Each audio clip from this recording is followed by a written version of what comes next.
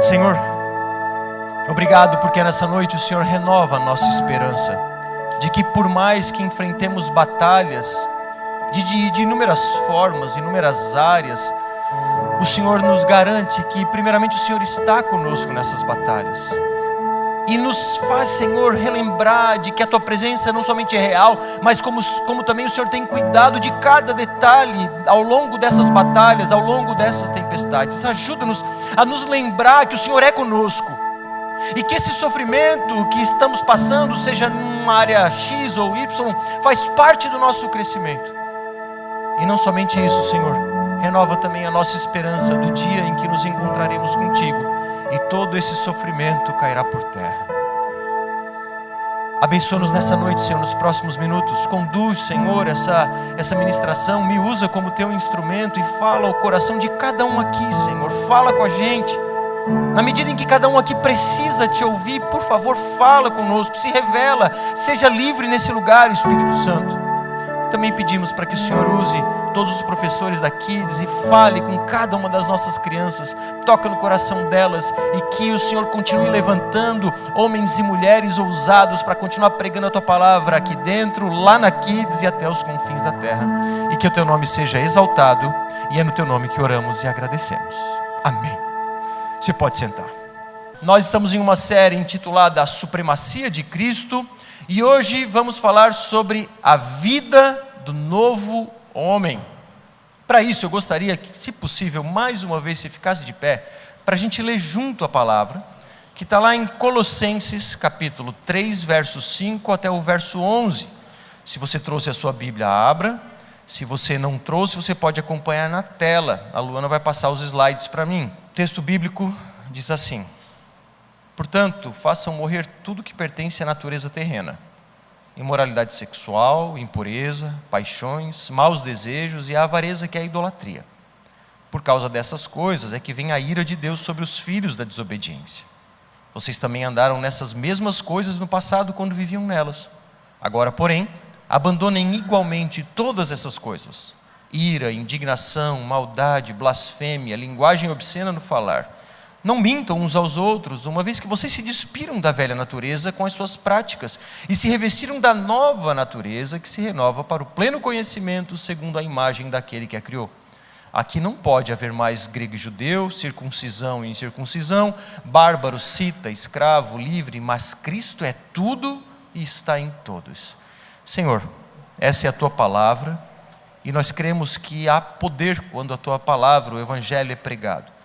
E diante da pregação, rogo para que o efeito aconteça em nossos corações e cada um aqui de nós saímos mais parecidos contigo. Confiamos no poder da Tua palavra e por isso pregamos a Tua palavra para a glória do Teu nome, em nome de Jesus. Amém. Você pode sentar novamente. Irmãos, eu não sei se você é familiar com uma história de que em alguns países da Ásia e da África, elefantes são presos a pequenas cordas. Animais de toneladas são presos em cordas muito finas, a estacas muito pequenas e frágeis. E esses elefantes, por incrível que pareça, não fogem. E você pode se perguntar: poxa, um animal de toneladas fica preso a uma corda tão fina, num simples impulso, ele facilmente se desconectaria, se desprenderia daquela corda e viveria na floresta, onde quer que seja. Mas a verdade é que esses elefantes, quando filhotes, eles eram acorrentados. E porque eram acorrentados e tentavam se livrar daquelas correntes, eles naturalmente não tinham força para aquilo e se machucavam. E porque então se machucavam por diversas vezes, tentando se livrar da corrente, eles se acostumaram a estar presos, a ponto de crescerem, e porque na infância, ou enquanto eram filhotes, não conseguiram se desprender e se machucavam, eles pensam, por assim dizer, que eles não vão conseguir se livrar daquela corda muito fina, e por isso ficam presos para sempre, e mesmo tendo força para sair daquele lugar. Essa realidade dos elefantes, de certa forma, muitas vezes é a nossa realidade. Fomos libertos da escravidão do pecado. Porque Cristo, ao morrer na cruz, pagou o preço pela nossa liberdade. Fomos libertos, mas por que ainda vivemos como presos? Recebemos uma nova identidade, e por que ainda muitas vezes vivemos como se fôssemos a velha identidade? Porque somos livres e vivemos com padrões emocionais, vícios, reações exageradas, como tínhamos na vida passada. Porque somos nova criatura e ainda vivemos amargurados, com desejos desordenados. Alguns vão se justificar: eu sou assim mesmo, esse é o meu temperamento, eu fiz o teste, o meu temperamento diz isso, e eu sou assim mesmo. Outros vão dizer: não, o pecado é muito forte, eu não consigo me libertar. Mas a verdade é que muitos ainda estão agarrados à velha natureza, hábitos antigos enraizados, e vêm com narrativas de justificativas, desculpas, tentando justificar certos comportamentos antigos que perpetuam no momento de hoje. Carregam uma espécie de um mesmo padrão mental e comportamental do passado, presos a pecados antigos, presos à memória do passado e aquele antigo domínio que antes era real. Antes éramos escravos do pecado, não tínhamos liberdade, não conseguíamos nos desprender daquelas correntes. Mas Cristo pagou o preço pela nossa liberdade. Jesus pagou o preço para que pudéssemos ser livres. E por que ainda vivemos como se fôssemos presos?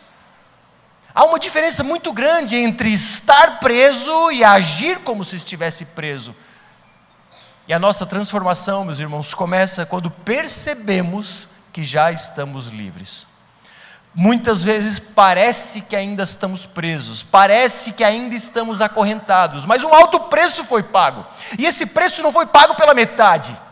Você não está preso a uma corrente um pouquinho mais fraca, você foi liberto completamente. Imagine um pedaço de papel crepom, você está preso, ou nós em alguma medida estamos presos a hábitos antigos, a esse pequeno pedaço de papel crepom, que uma criança de meses consegue facilmente rasgar.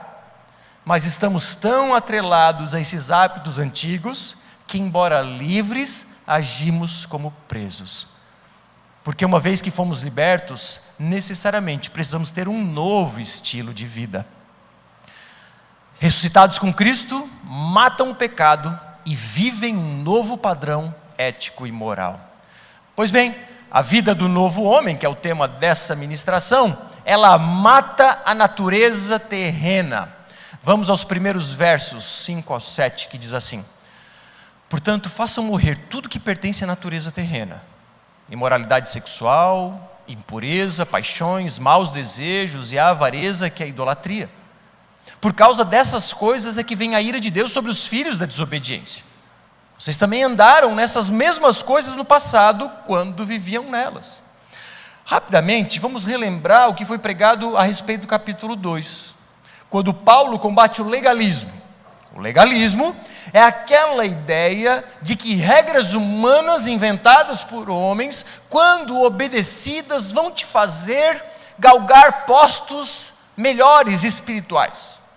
É aquela ideia errada de que se você cumprir algumas regras, você começa a ter acesso a Deus, e como você começa a como que subir numa escada em direção ao céu. Isso é legalismo, isso não é bíblico.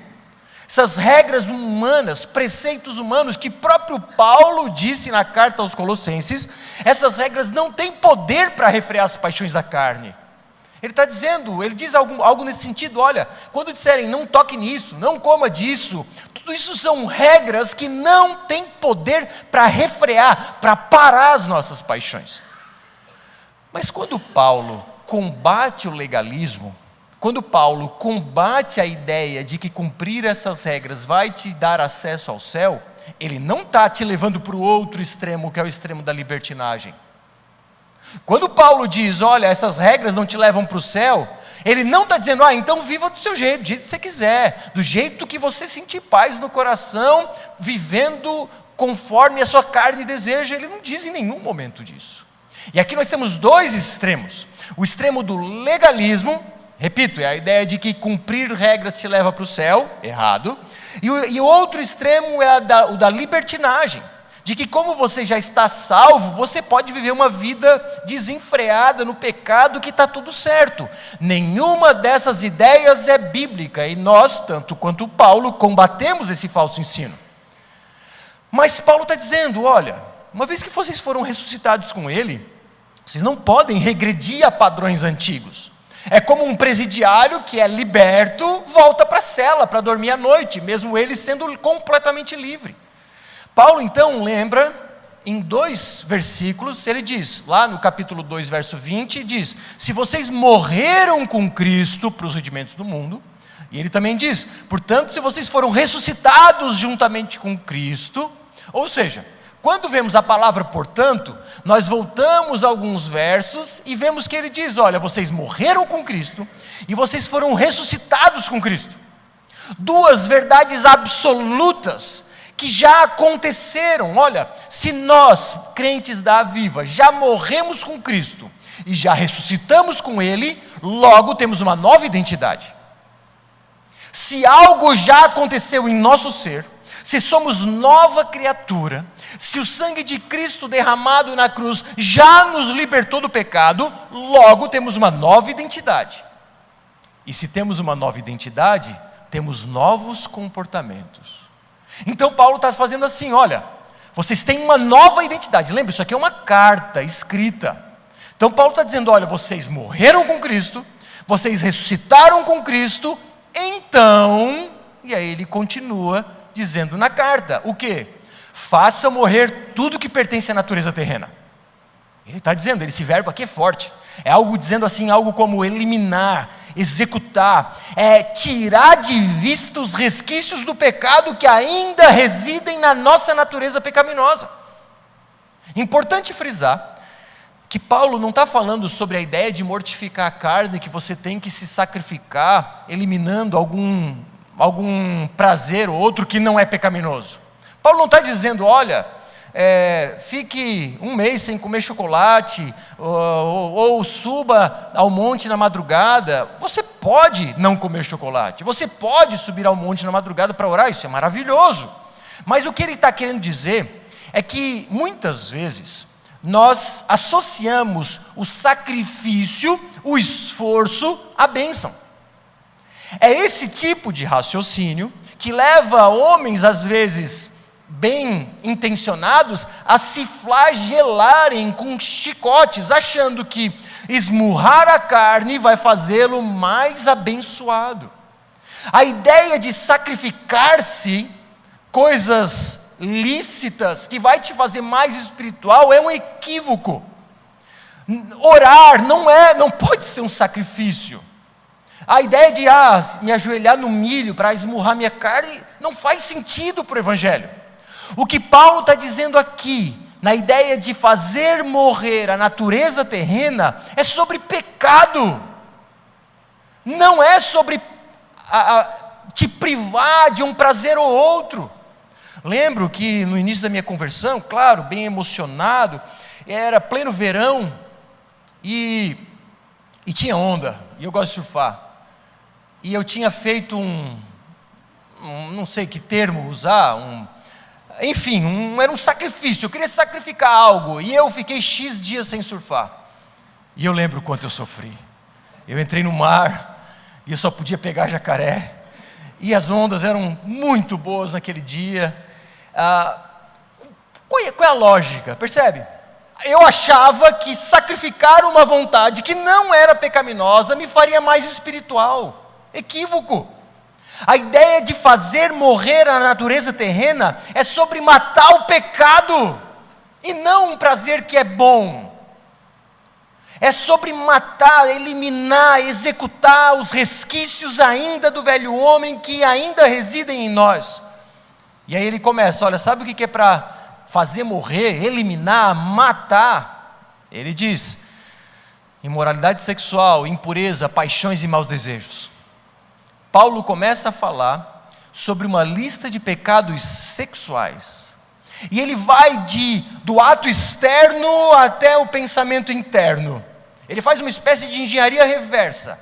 Ele começa falando sobre moralidade sexual, e esse termo no grego é um termo muito importante que se diz porneia, que é toda prática sexual fora da aliança do casamento. Toda prática que não entre marido e esposa está descrita nas Escrituras como pecaminosa. Toda prática, seja entre homem e mulher, fora do casamento ou antes do casamento, ou entre homem e homem, mulher e mulher, ou ainda a própria pornografia, são meios pecaminosos.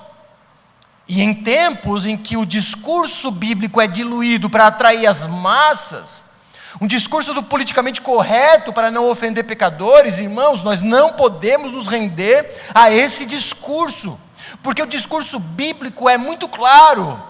É ofensivo? Em alguma medida, sim. Não porque eu estou ofendendo vocês, mas porque a Bíblia ofende o nosso pecado. Agora, a Bíblia não pode ofender o nosso pecado, e o nosso pecado pode ofender o Criador dos céus e da terra.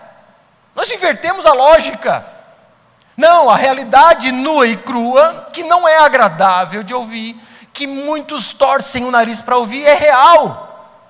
A aliança entre homem e mulher estabelecida no Éden, o casamento entre esses dois, é a única forma bíblica de ter relações sexuais de forma digna e obediente, por assim dizer, segundo o que a Bíblia ensina. Mas ele não fica só na imoralidade sexual, ou seja, na prática propriamente dita. Ele começa da prática e vai aprofundando, fala sobre impureza, que é a ideia de pensamentos e intenções. Ele vai para as paixões e maus desejos, que são os impulsos que dominam a mente e o corpo. Ou seja, Paulo está dizendo, olha, tudo começa no coração. E se você alimentar esses desejos, se você der vazão para esses sentimentos, para essas vontades, para esses pensamentos, vai acabar na prática. E ele está dizendo, faça morrer tudo isso. E numa cultura erotizada que vivemos, fica cada vez mais difícil, porque o Instagram dá diversas opções nesse sentido, e não só o Instagram, você sabe, inúmeras outras fontes de pornografia a poucos cliques, e tudo isso então faz com que nessa cultura erotizada, em especial no Brasil, irmãos, é interessante isso. Essa semana vamos receber mais um grupo de americanos, eles vêm para o retiro, passar um tempo com a gente, só jovens, 9 jovens, provavelmente na faixa dos 21, 22 anos, vem para nos servir, vem para pintar a parede do instituto, vem para estar com a gente no retiro, enfim. Os americanos ficam horrorizados com a cultura erotizada do Brasil. Isso porque eles não foram para uma academia ou mesmo para a beira da praia. Tamanha erotização que é na roupa de homens e mulheres, enfim. E tudo isso alimenta. E, meus irmãos, o algoritmo é esperto, e eu sei que é o inimigo quem comanda o algoritmo. E se você não colocar lá, não tenho interesse, aliás, colocando não tenho interesse, você sabe, tem lá você pode clicar lá e diz, esse tipo de vídeo eu não tenho interesse. Mesmo você fazendo isso, ele ainda manda. Então você coloca, não tem interesse, porque se você não fizer, ele vai continuar te alimentando. Então não dá para fingir, o Instagram que me alimenta com essas coisas. Não, nós podemos e devemos fugir desse tipo de alimento. Aliás, como Paulo nos diz, temos que matar, temos que exterminar.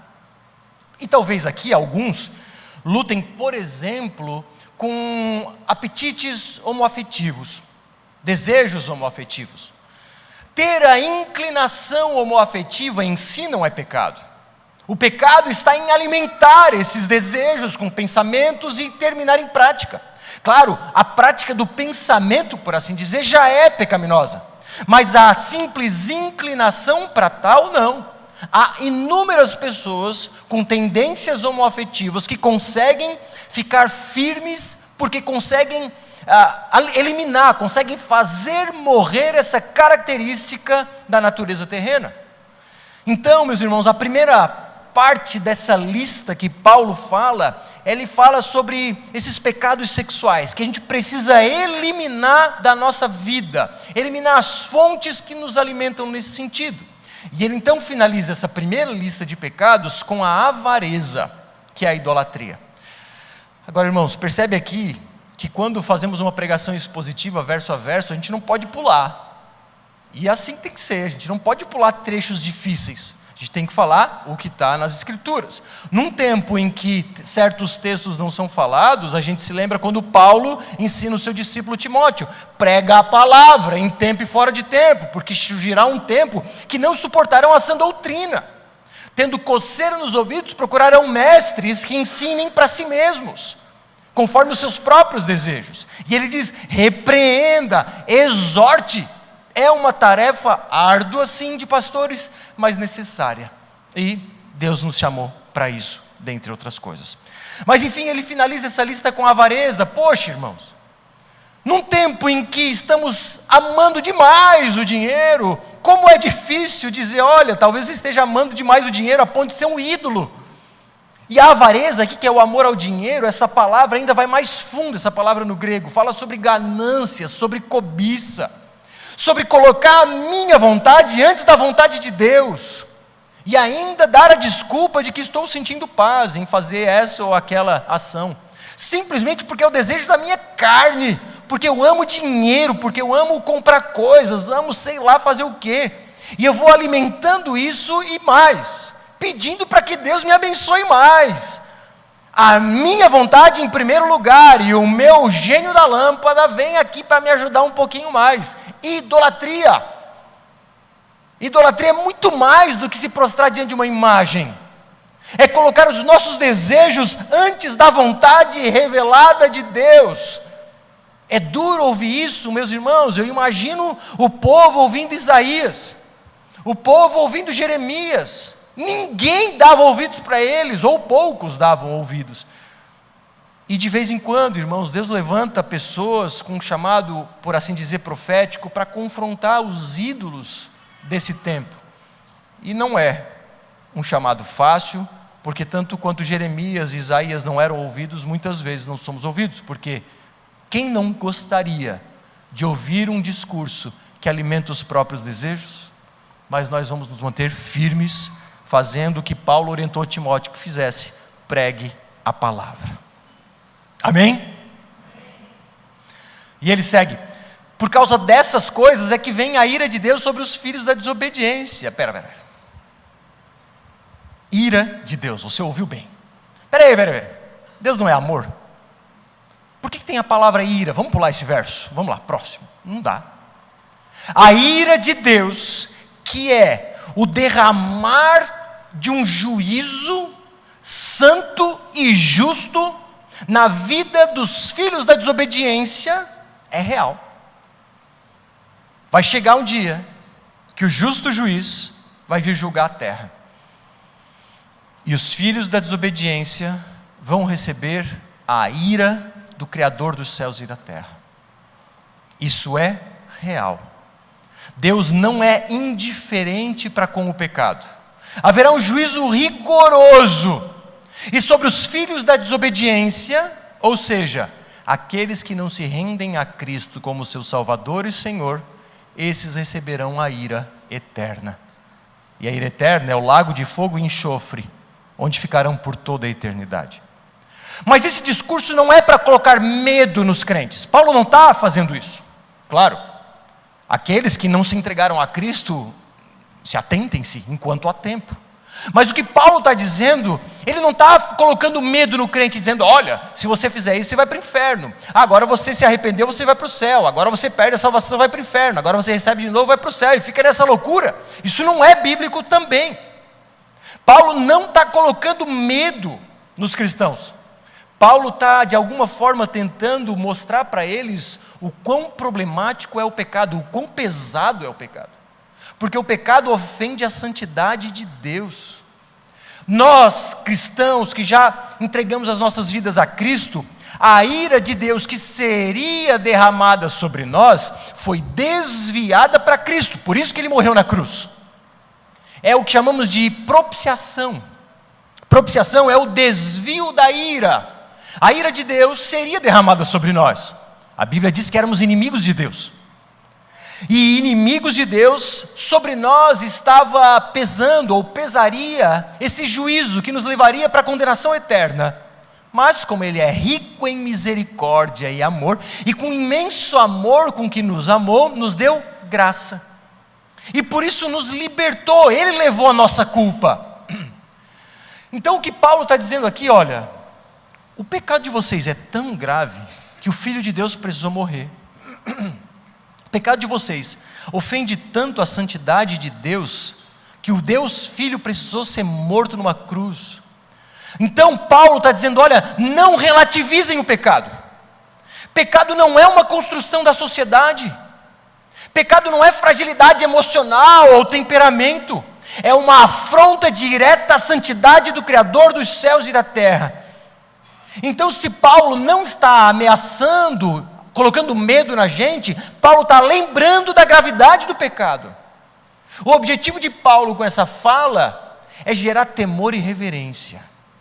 A Bíblia diz, o mesmo Paulo diz aos Romanos, já não há mais condenação para quem está em Cristo Jesus, amém? Não tem mais condenação para nós. Agora, porque não tem mais condenação, vou viver desagradando o meu Senhor que morreu no meu lugar? Percebe a ingratidão que é viver mergulhado no pecado? Jesus morreu por mim por causa do meu pecado, de tão grave que era, o Senhor precisou morrer, e eu continuo mergulhado no pecado. Percebe a ingratidão que é viver como se estivéssemos presos, embora sejamos livres? Fomos libertos de uma condenação. Imagine você preso no Santa Augusta, porque fez algo de errado. Alguém diz, eu vou assumir a condenação dele, vai para o seu lugar. E você é liberto, se é que isso fosse possível, é claro. Você é liberto daquela prisão. Só que você não sai. Você fica lá na cela, comendo com os presos, dormindo com os presos. Embora livre, continua a viver uma vida de preso. E essa vida de preso que muitas vezes vivemos, atreladas ao pecado, no fim das contas é uma ingratidão àquele que morreu justamente por causa do nosso pecado. Portanto, quando Paulo fala sobre a ira que vem sobre os filhos da desobediência, não é uma ameaça, mas é um chamado à reverência, um chamado ao temor, para que percebamos a gravidade que é o pecado. E ele diz, olha, vocês também andaram nessas coisas no passado, quando viviam nelas. Ele está nos lembrando que nós estávamos mortos em delitos e pecados. Éramos inimigos de Deus. No passado nós andávamos junto destes e fazíamos todas essas coisas e outras mais. Mas ele está dizendo, olha, vocês morreram com Cristo, vocês foram ressuscitados com Cristo, então não faz mais sentido viver esse tipo de vida que vocês viviam no passado. É incoerência. Não combina mais. Eu não sei se você já viu um videozinho no Instagram de um cara que ele finge ser um ex-presidiário. É um personagem, é claro. Talvez ele tenha sido preso, não sei, porque ele faz muito bem. E aí ele vive em casa como se fosse preso. Ele usa uniforme de presidiário e ele faz um monte de coisa como se estivesse preso. Aí de repente vem a mulher dele, acorda, tu não está mais preso. Ele, é verdade. Aí ele se levanta, enfim. Mas ele age como se estivesse preso. E muitos de nós, embora livres, ainda voltamos com o pecado, flertamos com ele como se estivéssemos presos, como se fôssemos ainda a velha criatura, como se ainda tivesse aquela velha natureza que já não existe mais. É como um elefante que no passado acorrentado, hoje vive com uma cordinha fácil de ser arrebentada, não faz um esforço a mais para se libertar daquilo. E muitos estão presos ao pecado. Mas Cristo já quebrou essa corrente. Ela não é mais real. O pecado não tem mais poder para nos prender. Nós somos livres. E essa liberdade é a liberdade para não pecar. Porque a verdadeira liberdade não é a liberdade para pecar. Não, é a liberdade para não pecar. Porque antes éramos escravos do pecado. Não conseguíamos viver sem o pecado. Hoje, porque fomos libertos dessa escravidão, pela graça do Espírito Santo que nos capacita, nós temos a força dentro de nós para vencermos o pecado. Basta caminharmos pela fé na luta contra o pecado, porque já há essa força dentro de nós, que é o Espírito Santo que nos capacita nessa luta contra essas correntes que já não existem mais. Cristo quebrou essa corrente, por que vivermos presos? O pecado não nos prende mais, não nos governa mais, não reina mais, mas é fato, ele ainda influencia. É a velha natureza que ainda deixa alguns resquícios. E por isso que Paulo diz, morte à natureza terrena. Por isso que ele diz, não alimentem desejos que combinem com essa natureza. Por isso ele diz, cortem acesso a tudo que estimula a impureza. Substitua a cobiça e esses desejos impuros por contentamento em Cristo. Acorda, meus irmãos, não tem mais o poder que a corrente tinha no passado. O pecado que muitas vezes está preso em nós, ele só parece forte, mas há um pequeno esforço, pelo poder do Espírito Santo e pela fé, nós conseguimos vencer. Não podemos mais viver com o uniforme alaranjado do Santa Augusta. Não podemos mais viver como se estivéssemos acorrentados. Existe a força do Espírito Santo em nós para vencermos. Agora você pode se perguntar, tá, mas eu tenho que fazer isso para conquistar o céu? Não. Simplesmente é porque somos gratos por tudo aquilo que Ele fez por nós. E quando lutamos contra o pecado, é uma resposta de amor, é uma expressão da nossa gratidão, é uma evidência que fomos alcançados. A santidade, que é esse processo que nos torna parecidos com Jesus, não compra a graça, mas revela que a graça nos alcançou. Pois bem, a vida do novo homem mata a natureza terrena, mas também se despe da velha natureza. Verso 8 e 9. Agora, porém, abandonem igualmente todas essas coisas: ira, indignação, maldade, blasfêmia, linguagem obscena no falar. Não mintam uns aos outros, uma vez que vocês se despiram da velha natureza com suas práticas. Paulo está dizendo assim, olha, agora, porém, abandonem essas coisas. Vocês andavam nessas coisas no passado, agora abandonem. É uma mudança de identidade que leva a uma mudança de comportamento. É sair do Santa Augusta, tirar o uniforme laranja e não precisa trazer de recordação para a vida civil. É mudança de identidade e mudança de comportamento. E se a primeira lista de pecados era sobre desejos, a segunda lista de pecados é sobre relacionamentos. Ele fala, olha, abandona essas coisas, a começar pela ira e pela indignação. A ira, aqui esse termo, é um ressentimento guardado. É aquela coisa que tu vai guardando, e aí numa conversa, de repente, então, é engraçado, né? Que em 1992, dia 15 de dezembro, às 14h, nós estávamos lá, e eu não esqueço o que tu me fizeste.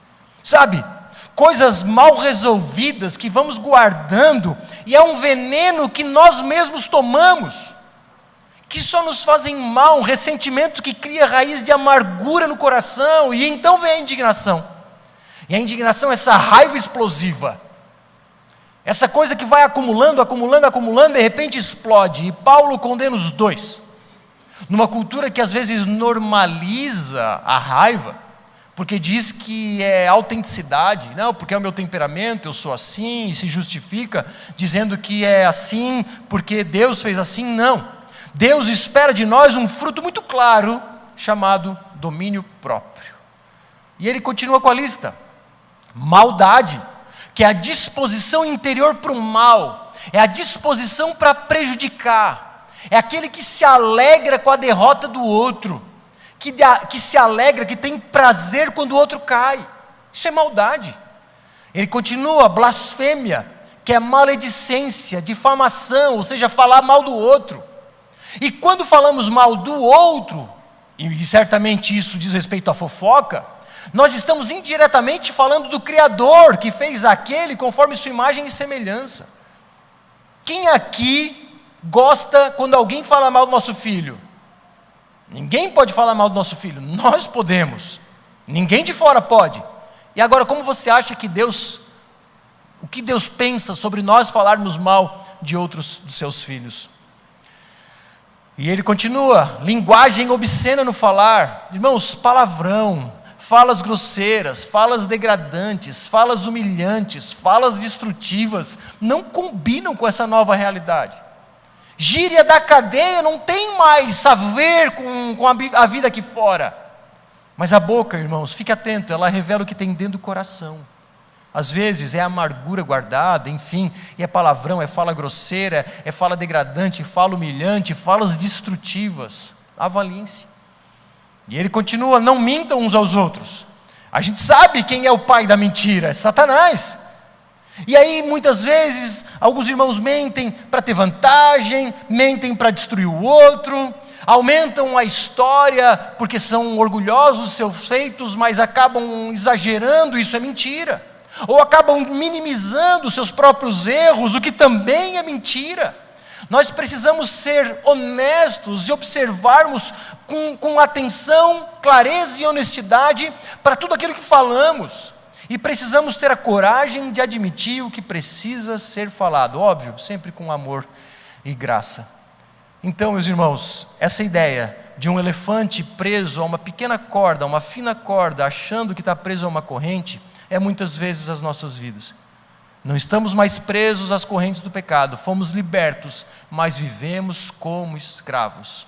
Cultivamos ressentimento, explodimos com palavras destrutivas, manipulamos a verdade, vivemos conforme o antigo padrão e precisamos viver como livres, meus irmãos. Precisamos tratar todos como criaturas de Deus, com respeito, com amor. Precisamos parar de se justificar, de colocar a culpa no outro, de mentir. Precisamos admitir as nossas próprias falhas. Precisamos abandonar a maledicência, a fofoca, porque libertos, uma vez libertos, não precisamos, aliás, não devemos mais viver como presos e escravos. Então, a vida do novo homem mata a velha natureza, se despe da velha natureza, mas se reveste da nova natureza. E Paulo então finaliza esses versos dizendo: uma vez que vocês se despiram da velha natureza com as suas práticas e se revestiram da nova natureza que se renova para o pleno conhecimento segundo a imagem daquele que a criou, aqui não pode mais haver gregos e judeus, circuncisão e incircuncisão, bárbaro, cita, escravo, livre, mas Cristo é tudo e está em todos. Então Paulo está dizendo: olha, mata a velha natureza, se despe da velha natureza, mas se revistam da nova natureza. É tirar o uniforme laranja do Santo Augusto e colocar uma vida de civil. Então ele se refere ao passado. Ele fala: olha, uma vez que vocês se despiram da velha natureza com as suas práticas e se revestiram da nova natureza, presta atenção. Paulo está dizendo sobre um fato consumado. Olha, uma vez que vocês já se despiram da velha natureza, uma vez que vocês já se revestiram da nova natureza, significa que esse fato ficou no passado. Significa que a velha natureza não existe mais. Significa que o velho homem já morreu, ele ficou nas águas do batismo. Não há um velho homem reformado. Não há um velho homem mascarado, maquiado. O velho homem foi substituído por um novo homem. A Bíblia diz que nós nascemos de novo, fomos regenerados, não maquiados. Por isso que Jesus fala para Nicodemos: olha, é preciso nascer de novo. Então a verdade é que nós morremos, ressuscitamos espiritualmente falando, somos nova criatura e o velho homem já não existe mais. Tá, Bruno, mas como que ainda luto contra o pecado? Claro, todos nós lutamos, mas essa luta é contra os resquícios do pecado que ainda habita nesse corpo corruptível. O pecado ainda, nós não nos libertamos completamente do pecado, embora somos novos, o pecado ainda tem resquícios e por isso essa luta sim, que é real e todos passamos. E ele segue: então vocês se revestiram da nova natureza que se renova para o pleno conhecimento. Paulo está falando sobre um processo de renovação que se dá por meio do conhecimento. Paulo está dizendo que, olha, à medida em que vocês mergulham no conhecimento da palavra de Deus, vocês vão se renovando e vão ficando mais parecidos com Jesus. É por isso que aqui na Viva a gente canta o que está escrito na palavra. É por isso que de domingo a domingo a gente prega o que está escrito na palavra. É por isso que nas segundas-feiras temos a escola do discípulo. E você tem a última oportunidade amanhã, se você está chegando na Viva e não participou ainda da formação ministerial, que agora é um curso de 1 ano com o choque, um curso que fala sobre cada um dos princípios que nós cremos. Amanhã é a sua última oportunidade desse ano para entrar numa turma. Amanhã, 19h30. Não precisa nem fazer inscrição, né, Choque? É só chegar. E é de graça. Faz inscrição na hora. Só vem. Amanhã, 19h30, dentro de uma sala da Kids 2, mais precisamente. Então você, se está chegando e não fez parte dessa turma, para entender o que a gente crê, venha. Paralelamente, temos os estudos bíblicos, que vão acontecer também na segunda, 19h30, aqui nesse salão, em que vamos estudar livros bíblicos com diferentes professores, e vamos esmiuçar o estudo bíblico propriamente dito. Também, você já sabe, ao longo da semana temos os pequenos grupos, que são oportunidades de estudarmos juntos as Escrituras de uma forma ainda mais prática, um lugar seguro para abrirmos nosso coração, para buscarmos ajuda e assim por diante. Porque ainda estamos presos à mentalidade antiga? Porque ainda estamos presos a comportamentos do passado? Esses velhos hábitos, padrões, desejos, reações exageradas, pecados como um todo, não têm mais autoridade sobre nós. Fato, estamos às vezes acostumados com o pecado, estamos confortáveis no pecado e temos prazer no pecado. Mas será que essa é a resposta digna de alguém que foi amado por Deus e já está livre, foi liberto? E é por isso que Paulo fala: primeiro, mate a velha natureza, aniquile o pecado, pare de flertar com o pecado, pare de alimentar a imoralidade sexual, impureza, desejos, cobiça, isso é idolatria. Cuidado para não adorar os próprios desejos e fazer a sua vontade antes da vontade de Deus. O segundo é: tire a roupa do velho homem, pare de guardar ressentimento, ira acumulada, explosão de raiva, malícia, maldade, mentira, isso corrói a comunhão entre os irmãos. E por fim, se revista do novo homem, renovados pelo conhecimento e se tornando cada vez mais parecidos com Jesus, vivendo com uma nova identidade, numa nova vida comunitária. Então perceba o fluxo: matar o que pertence ao passado, se despir o que já não combina conosco e viver segundo a nova identidade. Agora a pergunta volta para nós: será que continuamos parados por causa de cordas que já não têm a mesma força? Será que estamos vivendo como se o antigo Senhor ainda governasse? Será que nossas reações, nossos desejos e nossas palavras revelam alguém que ainda acredita estar preso? Irmãos, em Cristo a corrente foi quebrada, a autoridade do pecado já foi destronada, a velha identidade já foi deixada para trás, a nova identidade foi vestida. Em Cristo nós não precisamos fingir liberdade, nós somos livres de fato. Essa liberdade foi conquistada na cruz e custou a morte do Filho de Deus. Porque ainda flertamos com aquilo que ofende a santidade do Criador dos céus e da terra? E o objetivo dessa noite é nos lembrar que não precisamos mais estar presos, porque essa fina corda não é como as correntes que nos prendiam igual no passado. Nós precisamos estar conscientes de que o velho homem não existe mais, essa corrente não existe mais, Cristo é tudo, está em todos e por isso nos libertou. E porque nos libertou, nós podemos ter uma nova vida, com comportamentos novos. Basta dar o passo, que você rapidamente e facilmente vai romper essa corda que te prende aos pecados do passado. Porque ressuscitados com Cristo matam o pecado, vivem um novo padrão ético e moral. 3 passos práticos para começarmos a aplicar hoje. Primeiro, identifique e confronte a corda específica, ou seja, nomeie o pecado ou os pecados com os quais você luta. Nós vamos cantar nos próximos minutos. Use esse momento para confessar a Deus. Liste, se necessário, escreva no seu bloco de notas. Confesse a Deus, literalmente, dando nome aos bois. Para de jogar sujeira para baixo do tapete. Não tem que tirar o tapete e dizer: Senhor, está aqui, a minha luta é essa e aquela. Não diga que é o meu temperamento que me fizesse assim, não. Ou é a minha esposa. Não, quem disse isso foi Adão e Eva, que colocaram a culpa um no outro. Não, Senhor, está aqui, o meu pecado é esse. E se necessário, confesse a um irmão mais maduro. Abra o seu coração e peça ajuda. Então identifique o seu pecado, dando nome aos bois. Segundo, corte o alimento do pecado e alimente-a novamente. Pare de dar alimento para aquilo que te afasta de Deus. Pare de flertar com o pecado achando que está forte, que não é real. Nós não podemos nos dar esse luxo. E por fim, pratique a nova identidade nos relacionamentos.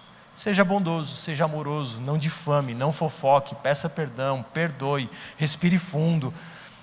Enfim, glorifique a Deus também nos seus relacionamentos. Portanto, meus irmãos, finalizo a minha fala nessa noite, nesse primeiro momento, nos lembrando de que já estamos livres, porque Cristo nos libertou, e Ele não nos liberta pela metade.